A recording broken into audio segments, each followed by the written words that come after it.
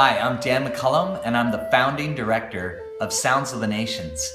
I want to tell you a little bit about how we began. In 1999, I was teaching at a Bible college in Suva, Fiji, and it was the graduating class from 5 island nations, and I noticed that they were singing mostly translated songs. That was okay until they got to one song. It was an old hymn from America called When the Roll is Called Up Yonder.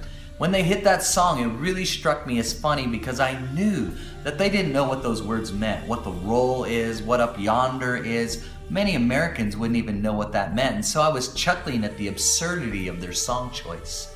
But in that moment, I began to have a vision where I started seeing places all around the world, in Africa, in India, in Romania, and I remembered that they too were singing translated songs. And all of a sudden, my laughter turned to like a holy anger. I was like, Lord, the reason they're singing these songs is because their instruments have been stolen away. Their sound has been stolen away. Someone told them that their worship was evil. And in that moment, I felt a call from the Lord to change the sound of worship in nations. A few months later, I returned back to Fiji, and all I had with me were a few instruments and some sets of guitar strings.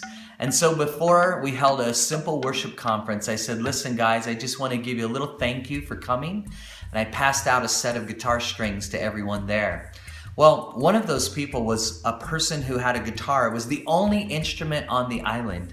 And he said these words. He said, when you gave me those strings, you changed the sound of worship on my island. This is the only instrument on my island. I'm from an island of only 400 people. At that moment, when he spoke the very words that were the same words that God had spoken over me, that you would change the sound of worship in nations, I knew that we were on the right path. And so we've been doing that ever since, just any way we can serve to help release the song of the Lord in the sound of the people. We're working in 19 countries around the world in 51 language groups, and it's growing all the time. And our goal really is to create a canvas for revival, to create atmospheres where people have God encounters in salvation, healing, and deliverance through the song of the Lord in their own sound and their own language.